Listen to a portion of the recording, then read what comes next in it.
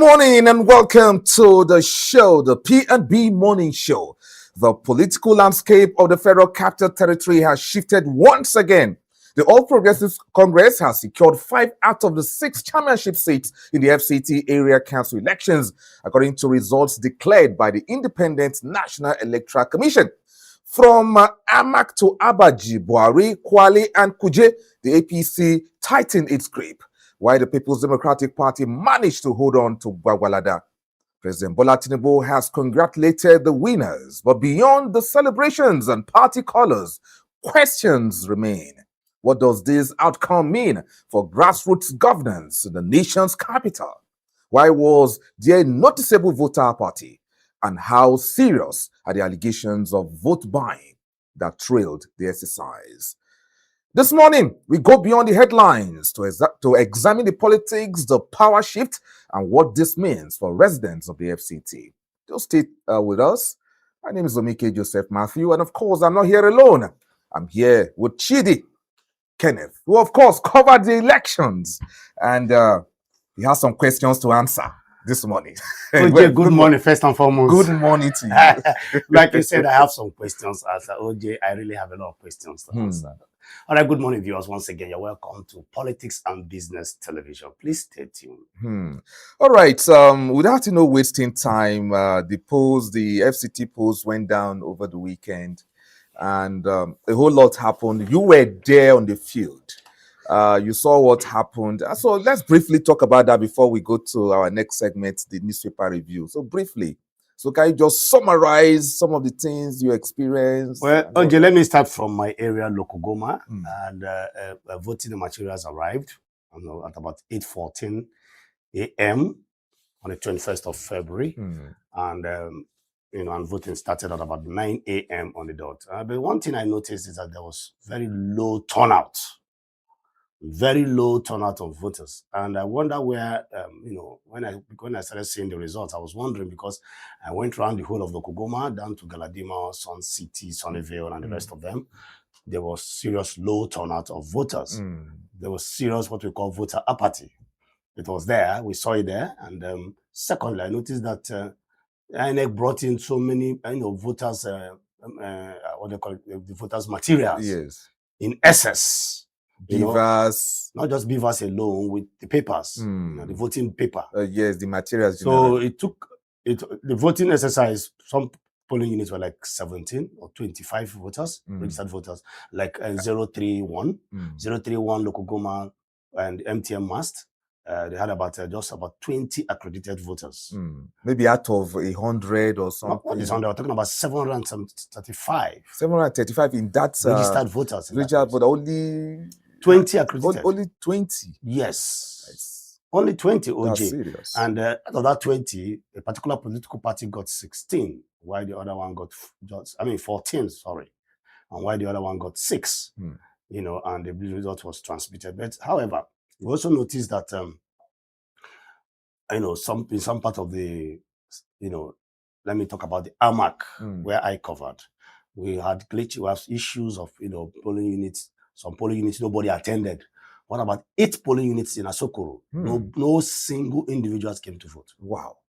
So the officials were just there, exactly, sitting and waiting for whoever that will come. Yes, we also have, I think, a situation, was it Gosa or something? I think I can't remember clearly, where the INEC machine only certified 14 people out of, it was, I saw voters shouting that why would the machine be programmed for only 14 people to vote? Oh, it was programmed for 14. Yeah, the video is there. The guy was actually screaming that the guy was talking and shouting, and that they'll have about 5,000 voters here ready to vote. And when the machine came here, only accepting 14, ready to accept 14. And they stood their ground and insisted. I don't know how that ended. We saw videos of people, tear gas, trying to smoke everywhere and ballot boxed. The guy said, well, they tried to snatch some document, but he was able to secure, the original, results sheet of the chairmanship position. So we saw a lot of, hitches here and there. But on the general note, the election was quite peaceful and calm. The movement, the restriction of movement was, respected. Even though some were complaining that the minister, who is not a registered voter in the FCT, was moving up and down, that he has no business moving up and down, that he's not an INEC official. You know, some people were complaining that. But he's the person in charge of the territory. This is his territory, so he has to move around to see what's going on. Yeah, if you look at it from that angle, you can also say that. But some are also saying that no, that he who makes the law should also obey the law.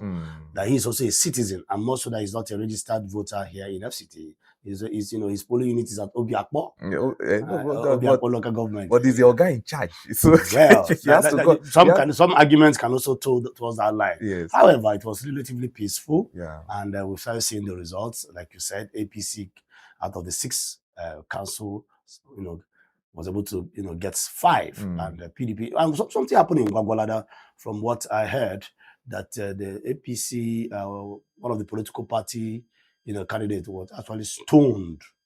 He was practically stoned. He was in his jeep and he was stoned, and that the people there was massive love for a particular political party candidate, and that was why that political party won. So and that's the PDP, which is official. So that the love was so overwhelming that the people guided. The challenge again I noticed in AMAC vis-a-vis other political other councils is that AMAC is about 3 times bigger, more than some of these other area councils like Gwagwalada and Kuje. AMAC is like 3 times bigger. I think AMAC has about 2,400 or so polling units.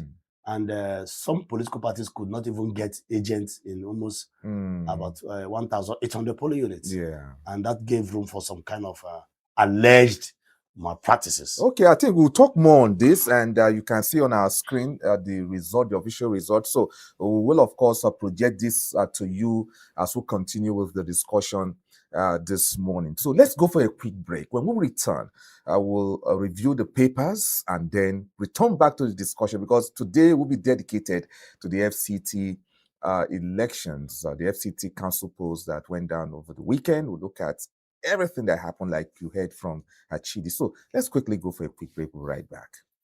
Welcome back to the P&B Morning Show right here on Politics and Business Television, Abuja. I remain Omike Joseph Matthew. So let's look at the papers now. What do we have for you?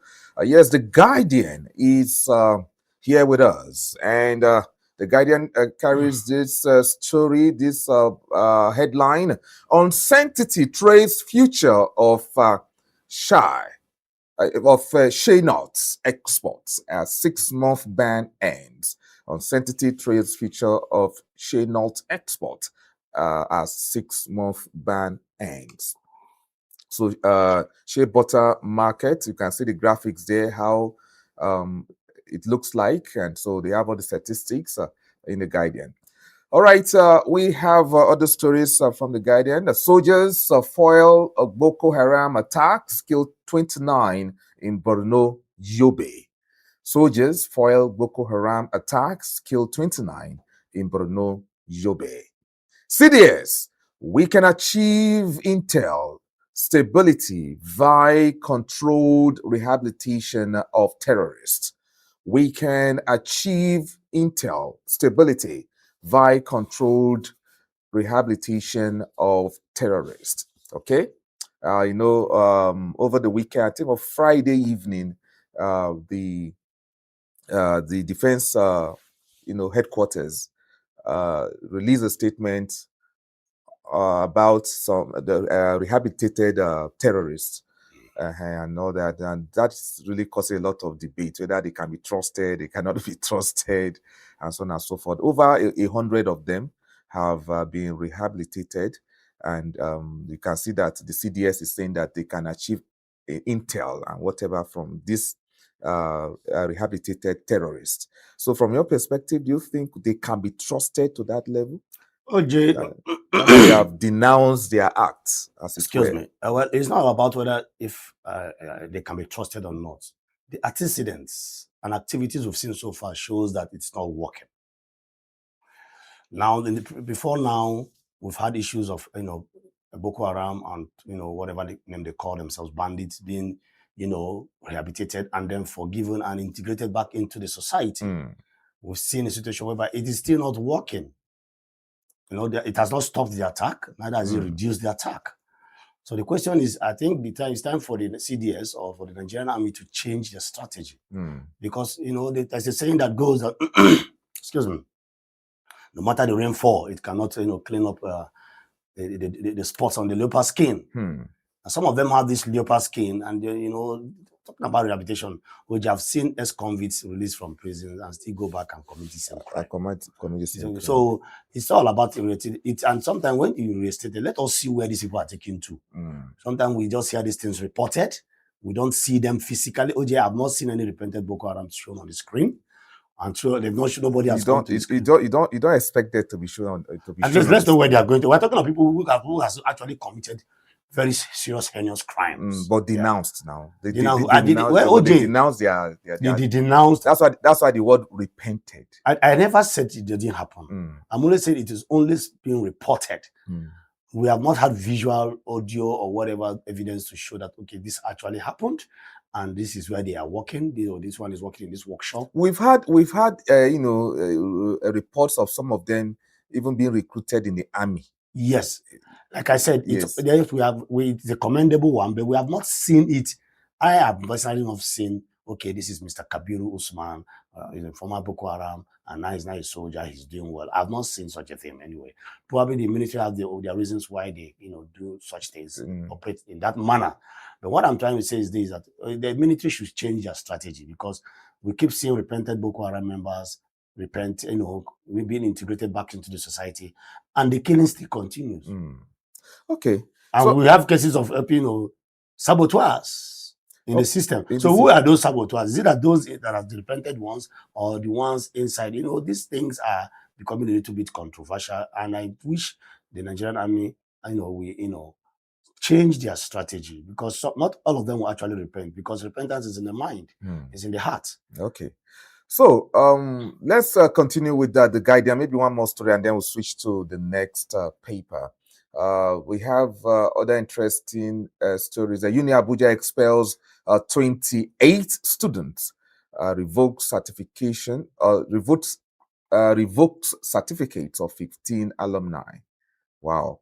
Uni Abuja expels 28 students, revokes certificates of 15 alumni. Okay, that's really interesting. Story they're coming from. And that happens to be my education sector. I happens to be an alumni of University of Abuja as well. I hope you are not part of the 15. Well, I'm not aware. I've not seen any message. Okay, so let's go to our next paper under review this morning. The Punch. NNPC, NUPRC fear financial squeeze after Tinubu's order.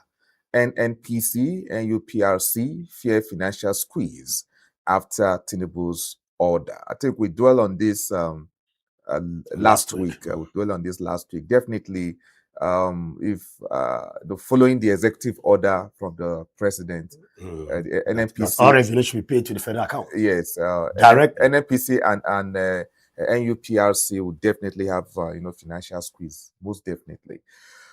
FCT polls, PDP drags APC to court after 5 council sweep.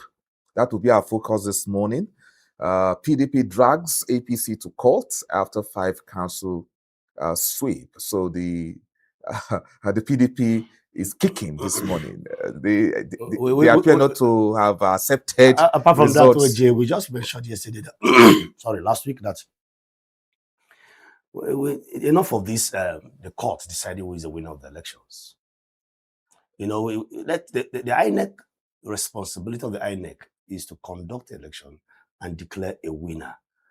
And if this a result that will be accepted by all. But what brings about going to court is a lot of alleged malpractices here and or there. Perceived Perceived. And that's why I say alleged. Perceived malpractices here and there. When not adjudged to be free and fair, allegedly, in the eyes of the people, not what sometimes people come to report. Some people come openly to say, we want to commend the free, and want to commend the exercise. And somebody, a very noble, politician in this country came out openly to say, go and vote and leave the rest for me. And when you hear statements like that and you begin to see things like this, it causes for worries, and we should get to a level where, that was why I said we should stop this issue of manual, combination of manual and electronic transmission. Let's keep looking for measures. Let's get to a level where we can vote from our phones, OJ, so that, you know, as you are voting, you can even be in your parlor and be seeing the results. But even in other democracies, people still go out and physically vote. They physically vote. So the citizens cannot just stay in their bedroom like you suggested that and vote to their phones and all that. Yes, in as much as technology is very important, people should come out and participate in elections. But what we are saying is let there be free and fair elections. Yes, okay. Let there be free and fair elections, OJ. Okay, so do we still have other stories from the Punch? So let's quickly see which other interesting story we have there before we go to our next paper this morning. Tinubu slashes Genco's 6 trillion naira bill to 2.8 trillion naira.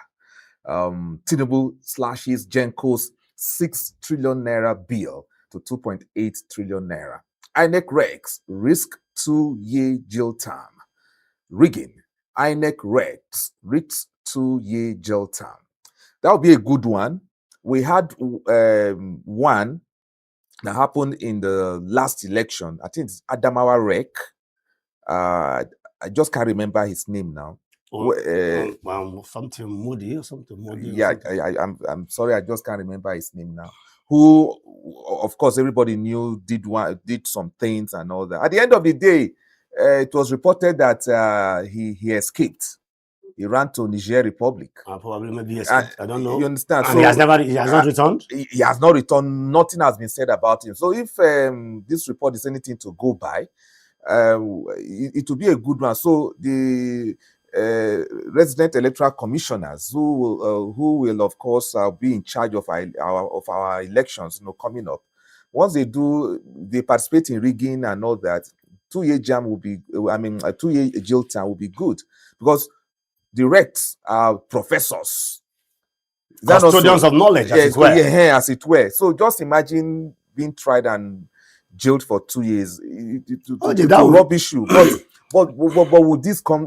We have fantastic policies, but at the end of the day, is that political will to? OJ, that is what we call in our local palace, boju. The more you see, the less you understand. And INEC, rec disappeared into thin air, and up to today, how many years now?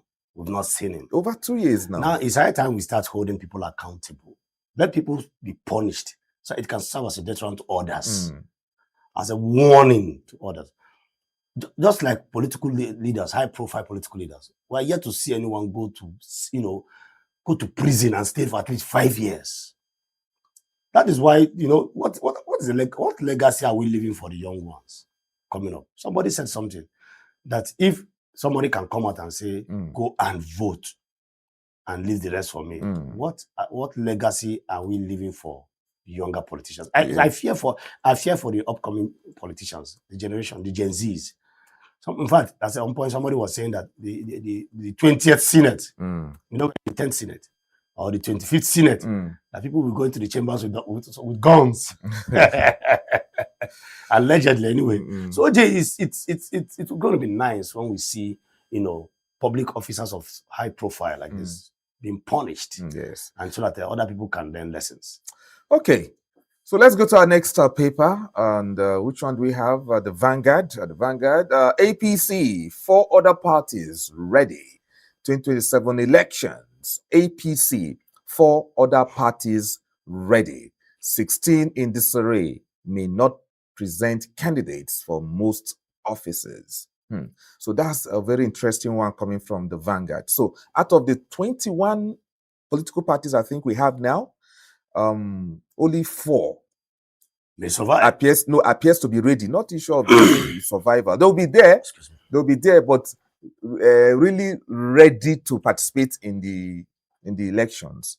So just 4. That's what the Vanguard is saying. And which 4 parties are those?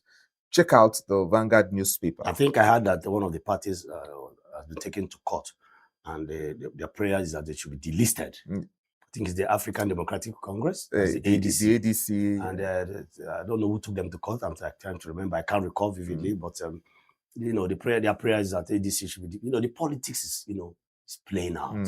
2027. And each time it's about a year to the next elections. We keep seeing dramas, counter dramas like this. Okay. So we'll check out, which I may just check out which parties are ready and the parties that are not ready. That may not field candidates for the next election. So the Vanguard. Let's continue with the Vanguard. We have the story there: how APC dominated FCT council polls. How APC dominated FCT council polls. Interesting one there. So the FCT polls is actually taking center stage, in as much as we also had elections in Kano, by-elections in Kano and Rivers State. And in Rivers State. I heard that local government precisely. Yes. 2026 Electoral Acts. We engaged AGF, INEC, CSOs, development partners for 2 years before enactment. NAS. We engaged AGF, INEC, CSOs, development partners for 2 years before enactment. NAS. Okay. The National Assembly continues to explain the passage of the Electoral Act bill. Okay, so that's the situation there. And why previous government struggles to resolve impasse with ASU orders. That's according to the federal government. Why previous government struggled to resolve impasse with ASU orders. FG. So you get that story from the Vanguard. Okay, Trump hikes U.S. global tariff rate to 15% after court ruling. So check out that story there coming from the United States. So we move to our next paper. And which one do we have very quickly? Yes, we have the Nigerian Tribune. Electoral Act. What has changed in new law, Senate leader? What has changed in new law, Senate leader? And with the rider, mandatory deployment of beavers for voter accreditation, creation of dedicated fund for INEC, abolition of indirect primaries, creation of digital membership register by political parties, 2-year jail term for REC, who withholds vital documents, upward preview of campaign funds for elective officers. All these are in these stories. The Tribune is dishing out to us today. APC shows strength, wins big in FCT, Kano, Rivers, Ogun. Wow. APC shows strength, wins big in FCT, Kano, Rivers, Ogun. That's a interesting one there coming from the Nigerian Tribune. It's a signal, Jay. Yes. It's a signal. The APC is already sending a signal ahead of time that we're prepared. I can't remember when last APC won any election in Kano. Now we see the governor, Abagida, has defected to APC. And this is his first, welcome address, electionary welcome address. And you can see that he won. And, I don't know, but it seems to me that the ruling party is actually ruling and they are cruising as well. So let's see how it plays out in 2027. Yes. This winning one from the south, winning one from the northwest, and then north central, FCT. They're trying to tell you that, look, we are getting ready and we have the grip politically. Yeah. Let's see how it plays out. Okay. So our next paper, away from the Nigerian Tribune this morning. Okay, I think our time is up. My producer just signaled me that our time is up. So those are the papers that we have under review for you today. So please go to the newsstand and grab any one of your interest and get those juicy stories. So we'll be right back right after this short break. The P&B Morning Show continues.